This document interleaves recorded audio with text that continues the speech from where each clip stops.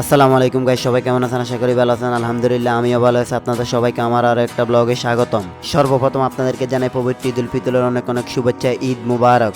আজকের ঈদের নামাজ আমি কোথায় গিয়ে পড়লাম এবং আমার সাথে কে কে ছিল সেটাই আপনাদেরকে এই ব্লগে দেখানোর চেষ্টা করব ও বলবো। তো চলেন বেশি কথা না বাড়িয়ে ভিডিও শুরু করি।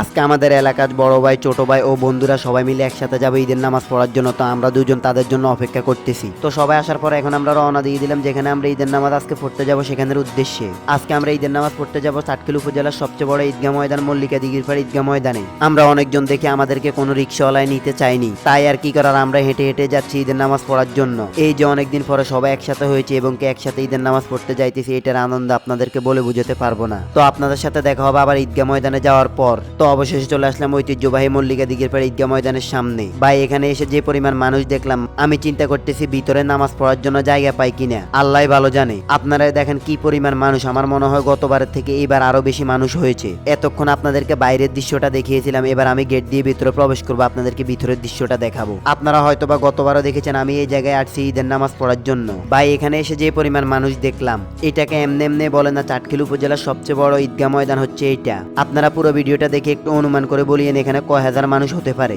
ভাই প্রথমে ভিতরে এসে যে পরিমাণ মানুষ দেখলাম, আমি ভাবছি আজকে বুঝি ঈদের নামাজ এখানে পড়তে পারবো না। অনেক কষ্টে ভিতরে ঢুকে আমরা একদম শেষের দিকে জায়গা পাইছি। আমি পুরো বলতে পারি না, আপনারা দেখে একটু কমেন্ট করে বলেন তো এখানে কয় হাজার মানুষ হতে পারে আনুমানিক। তো অনেক কষ্টের পরে জায়গা পাইছি, এখন বসে বসে ওয়াজ শুনতেছি। একটু পরে নামাজ দাঁড়িয়ে যাবে। আপনাদেরকে আবারও বলি দিই, এমডি ইমন ব্লগার ফেসবুক পেজের পক্ষ থেকে ঈদ মুবারক। এইবারে এখানে ঈদের নামাজের সময় ছিল 9টায়। প্রতি বছর 10টা বাজে হয়, কিন্তু এইবারে 9টায়। অনেকে ভাবছিল ঈদের নামাজ এইবারে 10টা বাজে অনুষ্ঠিত হবে, যার কারণে এখনো অনেক মানুষ আসেনি। এর কারণে যেখানে 9টা বাজে জামাত করার কথা ছিল সেখানে 9টা 20-এ জামাত শুরু করা হলো। তো এখন সবাই নামাজ পড়বে, আপনাদের সাথে দেখা হবে নামাজ পড়ার পর। আলহামদুলিল্লাহ নামাজ পড়া শেষ। নামাজ পড়ার পর অনেকে খুতবা না শুনে চলে যায়, কিন্তু খুতবা শোনাটা যে ওয়াজিব সেটা তারা জানেই না। তো এখন বসে বসে খুতবা শুনবো, খুতবা শোনার পর আপনাদের সাথে আবার দেখা হবে। ভাই ঈদ মুবারক ভাই, কোলাকুলি করেন এই ঈদ মুবারক ভাই।